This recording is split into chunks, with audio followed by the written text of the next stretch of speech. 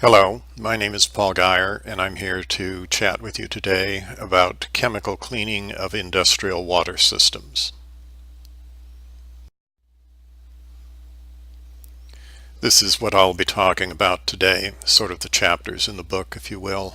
Just some discussion of general guidance for chemical cleaning of industrial water systems, then remedial cleaning procedures, development of a water treatment program, then the importance of reports and audits, and finally, at the conclusion, there is a glossary of terms that I think that you'll find useful moving forward.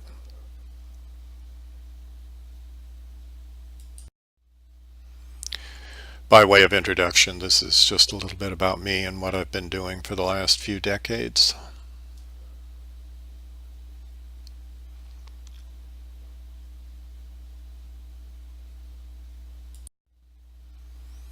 Chemical cleaning of water systems can be divided into two classifications, pre-operational and remedial.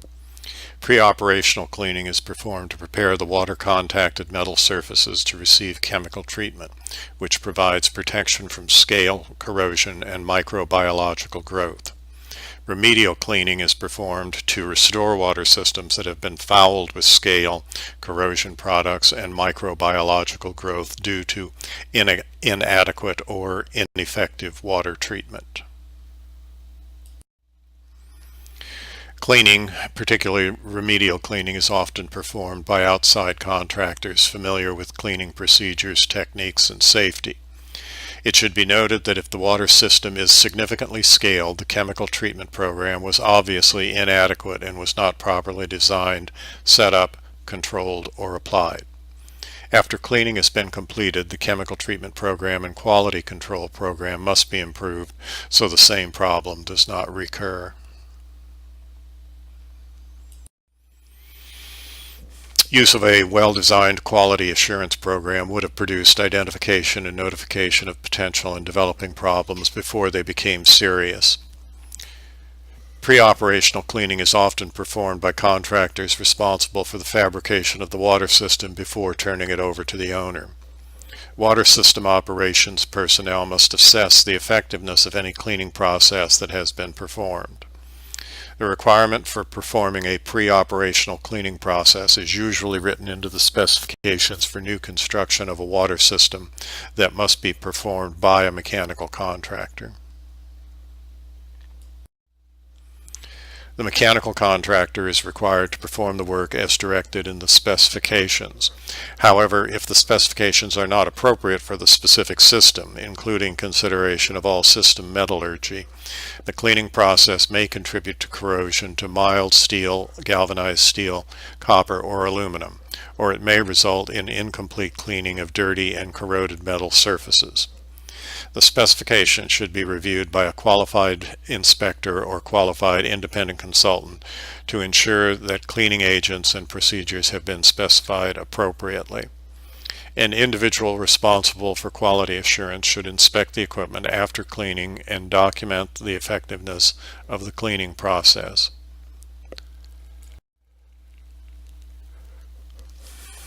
With regard to pre-operational cleaning, some comments for general guidance. Pre-operational cleaning can be performed on all new systems or pieces of equipment installed in any existing system, including new boiler tubes or new chiller copper tube bundles. New piping and coils will usually be contaminated with materials such as mill scale, rust, oil, and grease resulting from the fabrication, storage, and installation of the equipment. Pre-operational cleaning is performed to remove these materials and prepare metal surfaces to receive corrosion protection from chemical treatment. Pre-operational cleaning agents that are used include detergents, wetting agents, rust removers, and dispersants. These cleaning agents have a pH in the range of 9 to 11.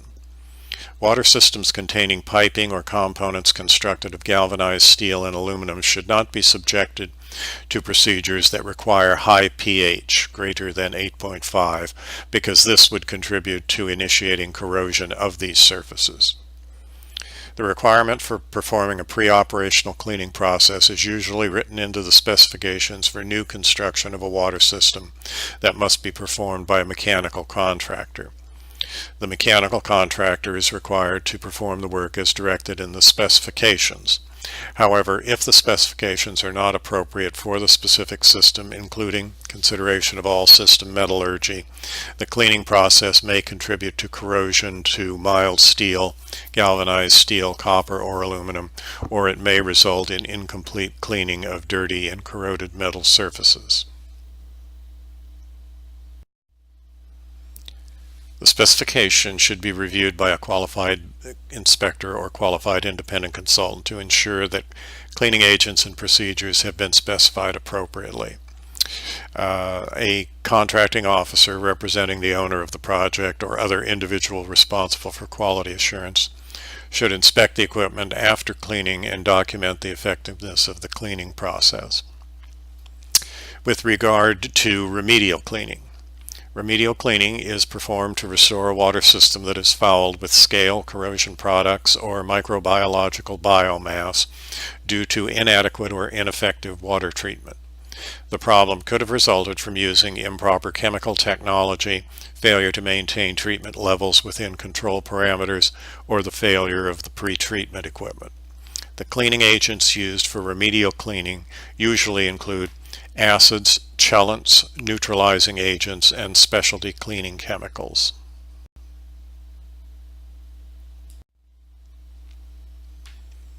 Remedial cleaning may pose safety issues for personnel handling acids, caustics, and various chemicals.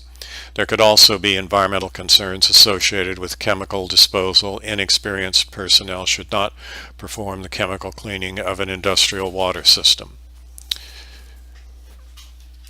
For some cleaning jobs, such as large boilers and cooling towers, it may be advisable to engage a service company specializing in chemical cleaning. If the cleaning service is contracted, it's vital that adequate lines of communication be established and that safety procedures employed by the service company comply with appropriate regulations. An orientation meeting should be scheduled between appropriate personnel and the service company representatives. At that time, the scope of the work can be defined, proper procedures initiated, and the nature of the hazards described thoroughly. The use of proprietary cleaning chemicals or chemical formulations may be involved. Disclosure of the use and nature of these chemicals should be made at the orientation meeting. Appropriate policies and restrictions can also be explained. The inspection of equipment after cleaning is usually the final step in the overall cleaning process. Maintenance of an effective water treatment program is essential to minimize scale and corrosion problems in industrial water systems. However, scale and deposits that form will require remedial cleaning, descaling. If not removed, these scale and water-caused deposits may impact the safety of operations personnel, interfere with heat transfer, and cause excessive damage to or destruction of the water-using equipment. Cleaning is not appropriate for the removal of deposits when corrosion of the system has advanced to the point where a large number of leaks may result from the removal of the deposits. The deposits that occur in water systems can be inorganic mineral salts and corrosion products, or organic, oily, or biological in nature. Deposits range in composition from very dense crystalline structures to very porous and loose-bound materials to gelatinous slimes. Most of the deposits formed from water constituents consist of corrosion products such as iron and copper oxides, mineral scales, or mixtures of these materials. Water deposits located in heat exchangers are usually carbonate-based scales, while steam side deposits may be a mixture of metallic oxides and organic residuals from lubricating oil, particularly where reciprocating type engines are used. In steam systems, the oxides are usually iron and copper, resulting from aggressive condensate. Microbiological deposits may form in cooling systems from bacterial or algae growths or from decomposition products of various microorganisms.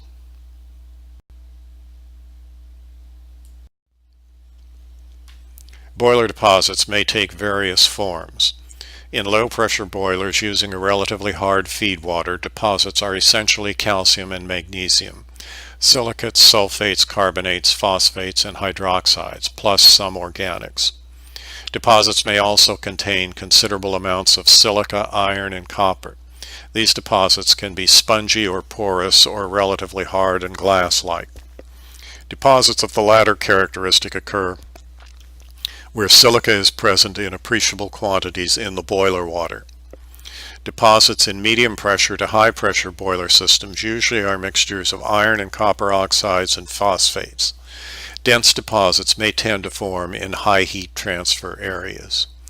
Considerable quantities of sludge-type accumulations may be found in downcomers, mud drums, water wall headers, crossover tubes, and areas of low water circulation in the boiler.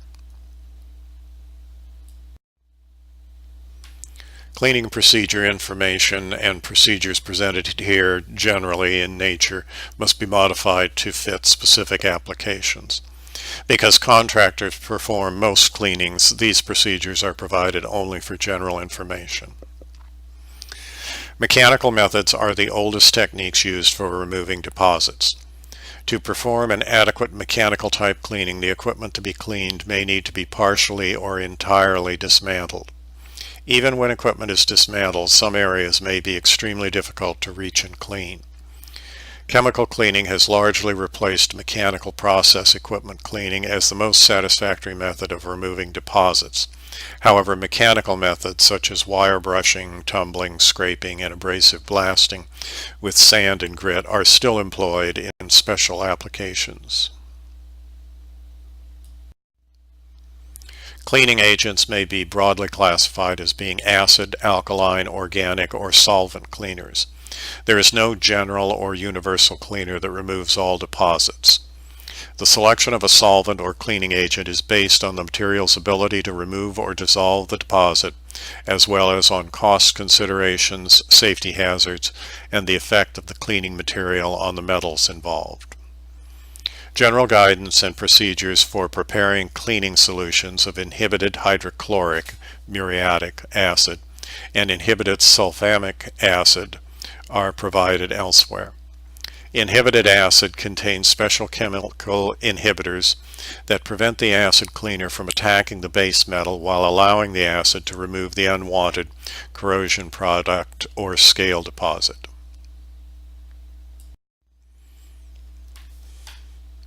Inhibited hydrochloric muriatic acid in strengths of 5 to 20% is very effective for removing calcium scale and iron oxide. However, for most applications, a 10% solution is adequate. The following formulation is for a 10% hydrochloric acid solution. It can be used for removing scale consisting primarily of carbonates with lesser amounts of phosphates, sulfates, and silicates. This type of scale is typically found in a steam boiler system containing copper alloys that has been treated with a phosphate-based program. Depending on the specific descaling application, some of these ingredients can be omitted from the formulation. For example, diethylurea is not needed if there is no copper in the system. It should be noted that diethylthiourea is used. The waste material should be treated as a hazardous waste. Where there is only carbonate scale to be removed, ammonium bifluoride, which is used to remove silica-based scales, may be omitted. The addition of a wetting agent is preferable but not absolutely necessary. Now here is an example for a 10% hydrochloric acid solution. This is an example to make 1,000 gallons of a 10% solution.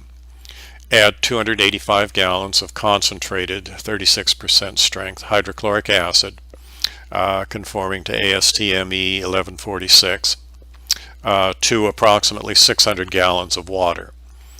Add the proper amount of corrosion inhibitor recommended by the manufacturer to the diluted acid solution.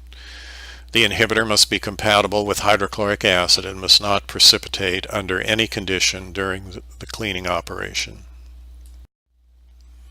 In a separate tank containing about 75 gallons of water, add 85 pounds of the chemical diethyl thiourea to complex any copper and keep it from depositing. Do not use the diethyl thiourea as the corrosion inhibitor required above. Add 120 pounds of ammonium bifluoride, technical grade, to help dissolve certain iron and silica scales. Add 1 gallon of wetting agent.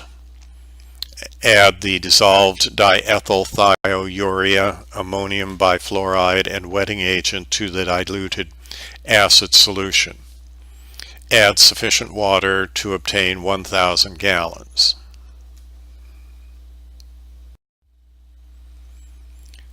Carbonate deposits dissolve rapidly in hydrochloric acid with evolution of free carbon dioxide. The escaping carbon dioxide tends to create some circulation or agitation of the acid, which ensures the continual contact of fresh acid with the scale. Once the carbonate has been dissolved from a mixed deposit, a loose porous structure may be left behind. This residual material can be effectively removed from the equipment either mechanically or by washing with high pressure water. The removal of phosphate deposits can usually be accomplished by using hydrochloric acid. However, phosphate deposits have a tendency to dissolve rather slowly. To minimize the total cleaning time, a temperature of 120 to 140 degrees Fahrenheit is usually necessary to remove a predominantly phosphate scale. Most metallic oxides found in deposits can be removed with hydrochloric acid. The rate of dissolution is a function of temperature and solution velocity. If copper oxides are present on steel surfaces, special precautions are needed to prevent copper metal plate out on the steel. Heavy silica and sulfate scale is almost impossible to remove with hydrochloric acid. Special chemicals and procedures are required to remove this scale. Hydrochloric acid is not used to clean stainless steel because the chloride ion in the acid solution may cause pitting or stress corrosion cracking. Hydrochloric acid is not used for removing scale from galvanized steel surfaces since the galvanizing will corrode. Aluminum is not cleaned using hydrochloric acid.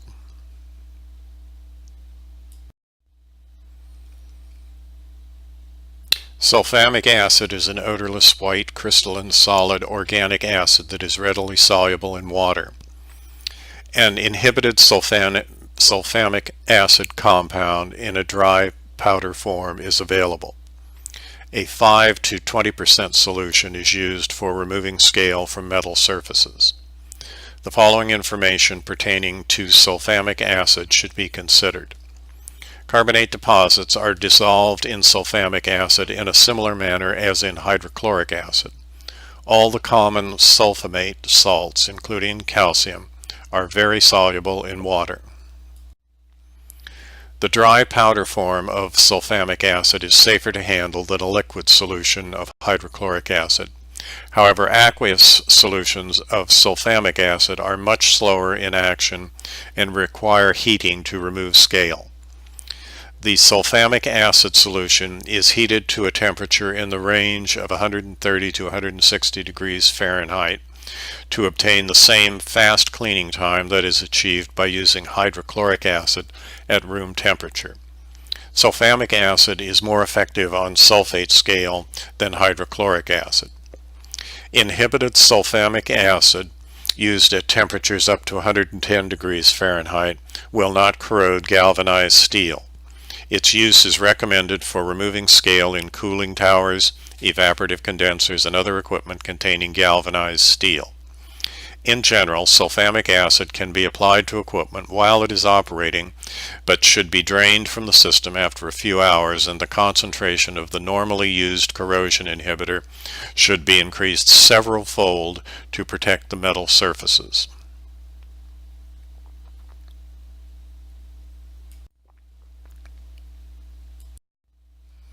Commercially prepared descaling compounds consisting of concentrated or diluted inhibited acid containing 7 to 28% of the acid and inhibitor may be purchased under various trade names at prices 4 to 30 times the cost of the ingredients themselves if purchased as generic chemicals. Advertisements of some of these products may contain claims that cotton clothing and skin are not attacked by the acid. These claims are usually based on a very dilute solution of the acid that causes a minimal attack on clothes and skin. However, the cost of the cleaning process may be increased because a higher quantity of dilute product may be needed.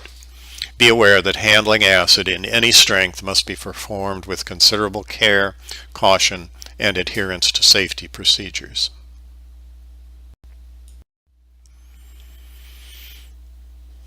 The cost of diluted acid is expensive, therefore concentrated acid of appropriate specification should be purchased and diluted to usable strengths. The necessary corrosion inhibitors can be added to the dilute acid solution. Users of small quantities of acid cleaners, probably less than 10 gallons of diluted acid per year, may not be able to justify purchasing undiluted acid and spending the time, cost, and effort to prepare the cleaning solution. Therefore, consider the specific requirements before ordering. The unit to be cleaned must be isolated from other parts of the system.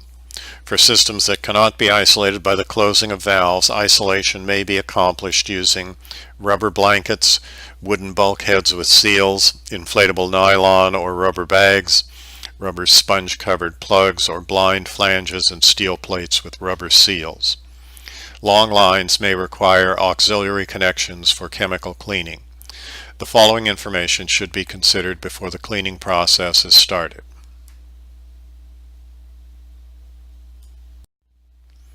Decide whether to clean using a soaking process or by circulating the cleaning.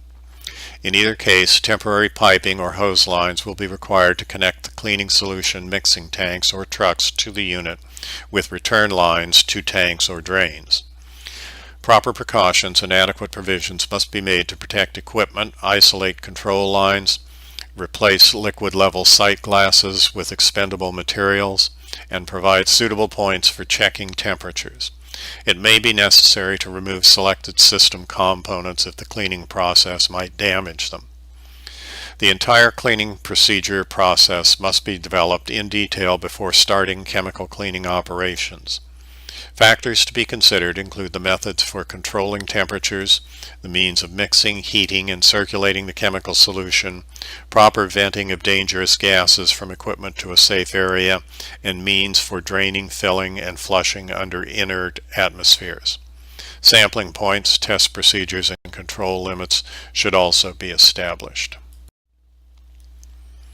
Removing scale may be accomplished by circulating the inhibited acid solution through the equipment or by soaking the equipment in a tank of inhibited acid. Before starting any descaling process, check the acid to make sure it is properly inhibited. You may check the acid by placing a small steel coupon into a beaker containing the prepared diluted acid. You should notice no reaction around the coupon. If you observe a reaction generating hydrogen gas bubbles around the coupon, add more inhibitor. The following example is an appropriate procedure for cleaning small boilers or other systems using a hot recirculating inhibited acid solution. Fill the boiler or system with preheated 160 to 170 degree Fahrenheit dilute inhibited acid solution. Allow the dilute inhibited acid solution to remain in place for 8 hours. Circulate the acid solution for approximately 15 minutes each hour at a rate of about 50 gallons per minute to ensure good mixing. Keep the temperature of the acid solution preheated to 160 to 170 degrees Fahrenheit. Measure and record the temperature at least once every 30 minutes. Check and record the acid strength at least every hour. Drain the system by forcing the acid solution out using 40 to 50 psi gauge nitrogen. Follow appropriate specifications. If leaks develop when the system is under nitrogen pressure, you must use an alternate method for removing the acid, such as pumping. Fill the boiler with preheated to 150 to 160 degree Fahrenheit water and soak at the temperature for 15 minutes. Drain under nitrogen pressure, 40 to 50 pounds per square inch. Prepare this mild acid rinse solution. Add 2 gallons of hydrochloric acid for each 1,000 gallons of water. Also add corrosion inhibitor in the amount recommended by the manufacturer. Fill the boiler with the preheated to 160 to 170 degree Fahrenheit mild acid rinse solution and soak for 30 minutes. Drain the mild acid rinse solution under nitrogen pressure at 40 to 50 psi gauge. Maintain a positive pressure of nitrogen in the boiler to prevent outside air from leaking inside. Prepare this passivating solution. To each 1,000 gallons of distilled water or other water with less than 50 parts per million total hardness as calcium carbonate, add 80 pounds of passivation compound, 0.5% by weight sodium nitrite and 0.25% by weight monosodium phosphate. Fill the boiler with the passivating solution preheated to 150 to 160 degrees Fahrenheit. Circulate for 10 minutes and hold in the boiler at 65 to 71 centigrade, that's 150 to 160 Fahrenheit, for an additional 30 minutes. Drain and rinse the boiler until the pH of the rinse water is pH 8 to 10. The steps described below here now are for a typical process for descaling smaller equipment such as enclosed vessels or hot water heater coils without heating the inhibited acid solution. Note that an acid cleaning assembly may consist of a small cart on which is mounted a pump and a 5 to 50 gallon steel or polyethylene tank with a bottom outlet to the pump. Install sillcocks at the bottom of the water inlet of the heat exchanger and the top of the water outlet so that a return line can be connected directly from the acid pump and from the heat exchanger to the acid tank. Prepare an inhibited acid cleaning solution. Pump the acid solution into the heat exchanger through the hose connection. Continue circulation until the reaction is complete as indicated by foam subsidence or acid depletion. If the scale is not completely removed, check the acid strength in the system. If the acid strength is less than 3%, add fresh acid solution and continue circulation until the remaining scale is removed. Usually an hour of circulation is adequate. Drain the heat exchanger. Neutralize remaining acid by circulating a 1% sodium carbonate solution, about 8 pounds per 100 gallons, for about 10 minutes. Rinse thoroughly with water until the pH of the rinse water is pH 8 to 10. Remedial cleaning using the fill and soak method. Prepare an inhibited dilute acid solution in a container of suitable size. Depending on the item to be cleaned and the type of scale involved, you may want to place an agitator mixer in the tank or install a pump outside the tank to circulate the acid solution. A method to heat the acid may be required, such as a steam coil. All equipment must be explosion proof and acid resistant. Immerse the item to be cleaned in the dilute acid solution. Continue soaking until the reaction is complete as indicated by foam subsidence or acid depletion.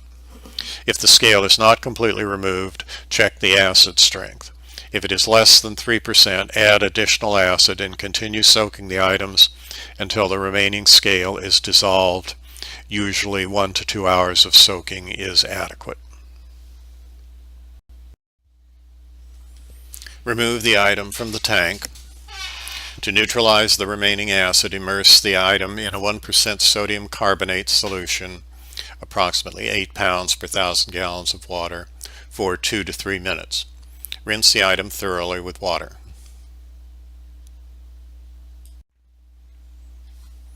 The initial strength of the dilute inhibited acid will vary from 5 to 20%, although 10% is typical.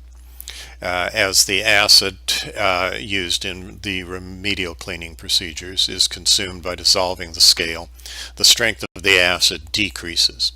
The strength of the acid solution should be measured periodically during cleaning operation. When the acid strength falls below 3%, the solution may be discarded since most of its scale dissolving capability will have been used. Use the following procedure to check the acid strength. Apparatus required is a 0.8 ounce burette automatic for sodium hydroxide solution, stirring rod, 2 ounce bottle with dropper for phthalate,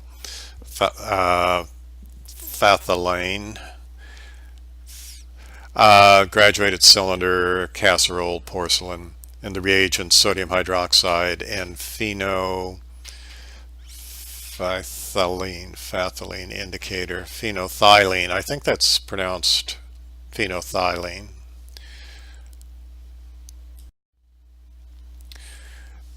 The method used: measure 10 millimeters of the acid solution accurately in the graduated cylinder, pour into the casserole, add 2 to 4 drops of phenolphthalein indicator solution to the casserole and stir. Fill the automatic burette with the 1.0 sodium hydroxide solution. Allow the excess to drain back into the bottle. While stirring the acid solution constantly, add sodium hydroxide solution from the burette to the casserole until the color changes to a permanent faint pink.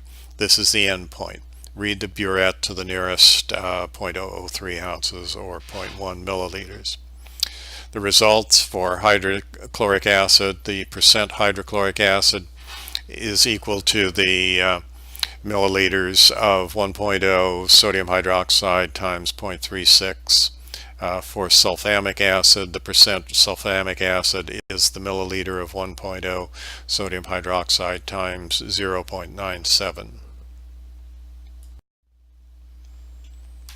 Now, with regard to developing a water treatment plant. Although each water treatment program may contain unique aspects, the strategic goals of every program are regulatory compliance and safety, protection of water contacted equipment, and acceptable costs. Achieving these goals requires the cooperative efforts of personnel from several areas, including environmental protection, engineering, contracting, operations, and outside resources. Outside resources include water treatment services companies, equipment suppliers, and mechanical contractors. In some cases, facilities may use outsourcing for procurement of all industrial water treatment chemicals and associated services.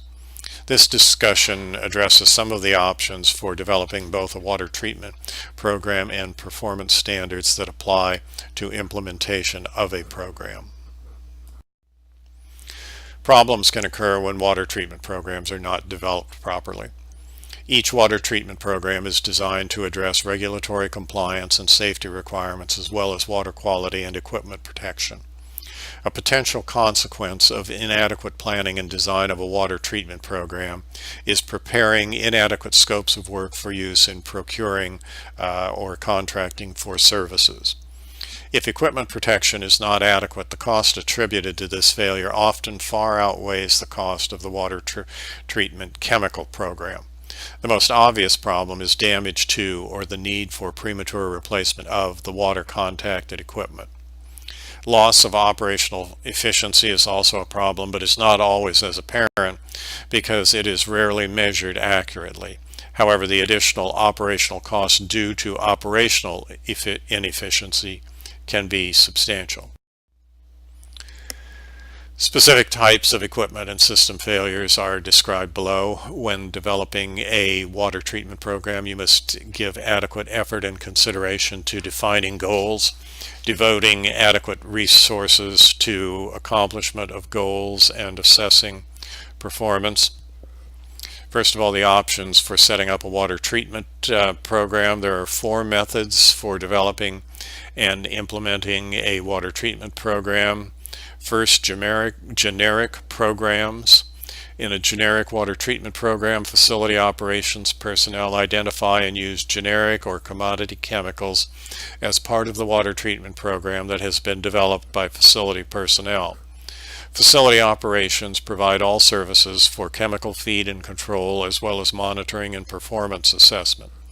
Facility personnel may be required to handle and mix generic chemicals. Alternatively, a contractor can develop the program for using generic chemicals, with services being provided by facility personnel. Second option is outsource proprietary chemicals only. Procurement of proprietary water treatment chemicals is outsourced from a qualified water treatment contractor. Facility operations provide all services for chemical feed and control and monitoring and performance assessment. A third option is to outsource proprietary chemicals and some basic periodic services. Proprietary water treatment chemicals, control and feed equipment, and periodic services are outsourced from a qualified water treatment contractor. Facility operations provide daily service for chemical feed and control and monitoring and performance assessment. And the fourth option is complete outsourcing, where all chemicals and services are outsourced to a contractor and the facility provides only maintenance of operating equipment, no water treatment related services.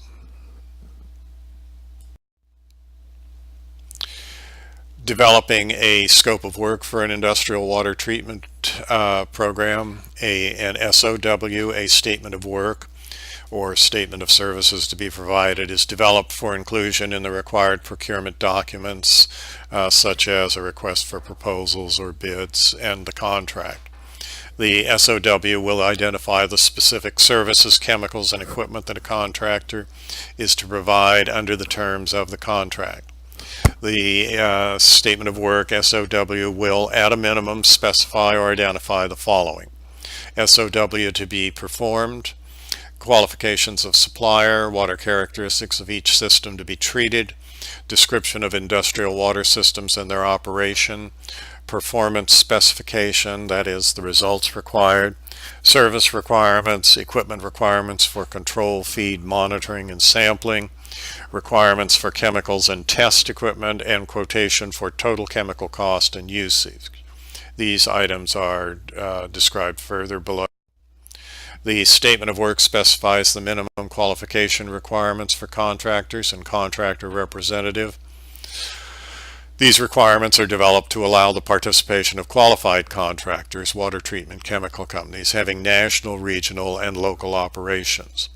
The SOW can specify the minimum number of years that the company has been in business and the minimum number of years and type of experience of contractor representatives, as well as required technical service capabilities. The SOW clearly specifies the type of response that is submittal that is required from an RFP or RFB. This is necessary to avoid receiving bid responses that are so different in their presentation that they cannot be easily or objectively compared. The evaluation process can be simplified by requiring bidders to provide a comprehensive acknowledgement that they understand and accept all requirements for compliance, qualifications, service requirements, and performance standards. The RFP/RFB should require a simple generic technical summary that lists the proposed chemical technology and treatment ranges for each type of system to be serviced under the procurement. With regard to water quality, the water supplied as makeup to industrial water systems is characterized in terms of its source, treatment, and quality, including seasonal and temporal variations. If external treatment is used on individual systems, such as a steam boiler, this treatment must be identified. A description of the number, capacity, and types of systems to be serviced under the contract is, of course, a critically important element of a statement of work. The metallurgy of all water contacted surfaces is identified. Without this information, performance standards cannot be adequately defined. The condition of equipment is documented. Operational parameters such as the equipment duty, load, and usage are described so that water usage, preferably total water usage for each system, and chemical restrictions can be considered in developing the proposal. Performance criteria are specified for protecting equipment against deposition, corrosion, and biological growths. Certain minimally acceptable standards for performance must be met. Allowances are made for problems that cannot be totally controlled by chemical treatment alone. One example is SS accumulation in a cooling tower. Chemical dispersants can aid in keeping SS from settling on metal surfaces, but it may require adequate flow and physical removal to maintain good control. The statement of work accurately describes the services to be provided by the contractor. Services includes the frequency of on-site visits, the duties to be performed, and the methods of reporting.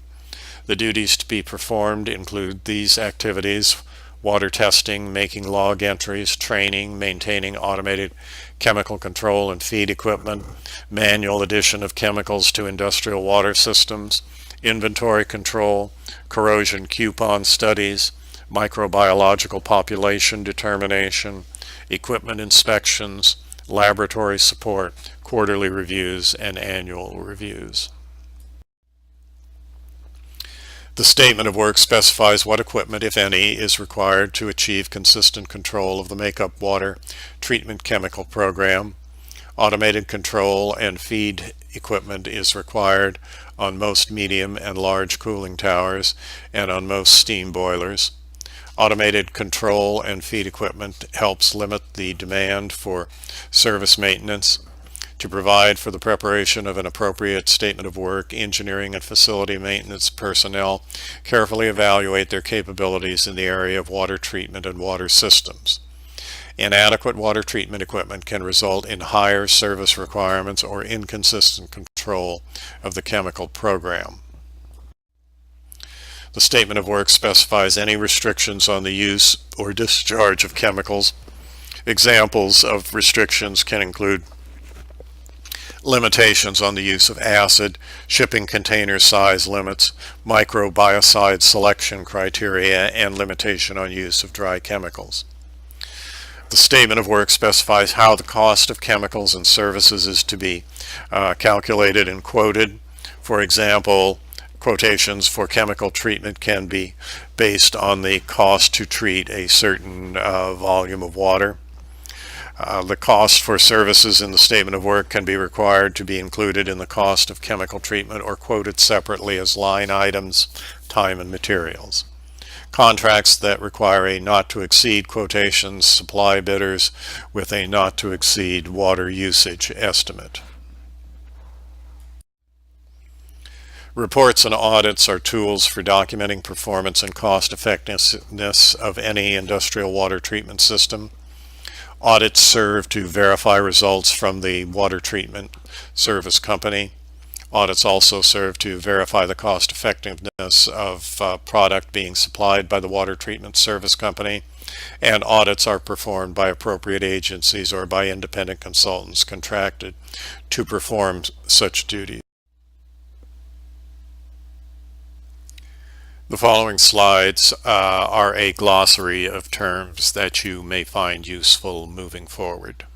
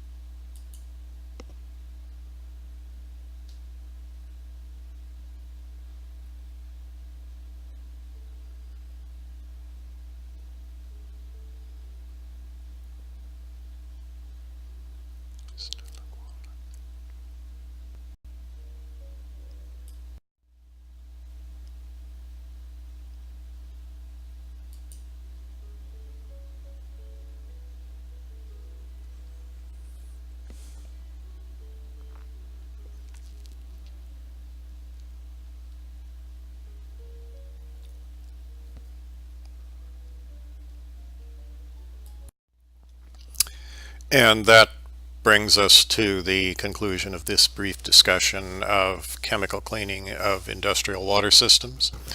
I hope that this has been of some interest to you and was about what you were looking for, and that it will give you a little leg up addressing these industrial water cleaning issues as they come across your desk from time to time in the future. So with that, again, thank you very much for letting me chat with you, and now have a nice rest of the day. Thanks a lot. Goodbye.